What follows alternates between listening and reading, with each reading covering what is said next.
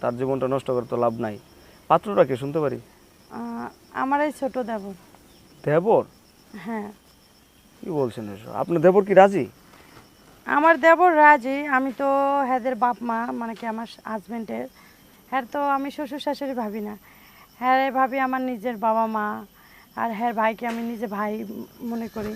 কিন্তু হেরা এমন একটা ডিসিশন নিতে আছে মানে কি হেরা আমার মেয়ের মতন খুব ভালোবাসে। আর চাইতে আছে না আমাকে হালাই দিতে। আর হেরা কইতে আছে তারা ঘরের জিনিস ঘরেই থাকে। আর আমি তো এটা চাই না। আপনি কি চান তাহলে? আমি চাই দরকার নাই, হ্যাঁ আমি ছোট ভাই হিসেবে দেখছি, এর সাথে সারাটা জীবন কাটাবো এটা সম্ভব না। ও, তার মানে আপনি চাচ্ছেন যে অন্য কাউকে বিয়ে করতে, আর আপনার শ্বশুর শাশুড়ি চাচ্ছে আপনার দেবরের সাথে বিয়ে দিতে। হ্যাঁ, বিয়া যত করাইবে তাহলে অন্যজনকেই করি, হ্যাঁ ভাইকে কেন করবো? হুম, তা আপনার কথা যুক্তি আছে। তো আপনি কেমন ছেলে পছন্দ করেন বলেন তো? কেমন ছেলে? নর্ম ভদ্র থাকবে আর সৎ থাকতে হবে আর সবাইকে ভালোবাসতে হবে। সবাইকে ভালোবাসতে হবে, হ্যাঁ। আর একটা ছেলের ভিতরে কিন্তু সবগুলো গুণ থাকে না, কোন এটা গুণটা বেশি থাকতে হবে? গুণটা থাকতে হবে হলো সৎ। সৎ। হ্যাঁ, আচ্ছা।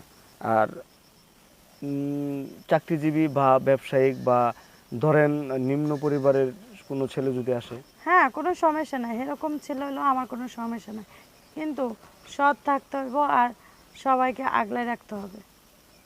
আর আমাদের কিছু ভিউয়ার্স আছে যারা দেশের বাইরে থাকে, সৌদিতে থাকে, দুবাইয়ে থাকে, এই, ওই, আপনার অনেক জায়গায় থাকে, বিভিন্ন দেশে থাকে।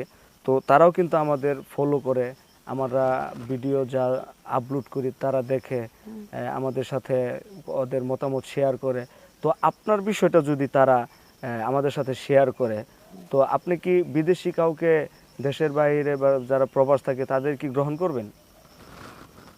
দেশের বাইরে এটা একটু নিজের কাছে একটু কেমন যেন লাগতে আছে, কিসের জন্য আমি বাংলাদেশে থাকতে চাই, বাইরে যেতে চাই না। হ্যাঁ যদি ছেলে পছন্দ করে বাংলাদেশে আয়া যদি থাকে আমার বিয়ে করতে পারে, হ্যাঁ। আচ্ছা, যাই হোক। তো সম্মানিত ভিউয়ার্স, আপনারা তো শুনলেন যে আপুটির মনের অবস্থা এবং কি তার কেমন ছেলে পছন্দ, কি করতে হবে, ছেলেটিকে কি করতে হবে। তো আপনারা শুনলেন। যারা এই আপুটিকে পছন্দ করেন অবশ্যই যোগাযোগ করতে চাইলে আমাদের ইনবক্সে মেসেজ করবেন। আপনার নাম, ঠিকানা, তারপর আপনি কি করেন, আপনার মোবাইল নাম্বার SMS করে পাঠিয়ে দিবেন। আমরা অবশ্যই এই আপুর সাথে আপনাদের কথা বলে দেওয়ার চেষ্টা করবো ইনশাল্লাহ। আপু, তাহলে আসি, টেনশন করবেন না, আল্লাহ যা করে ভালো।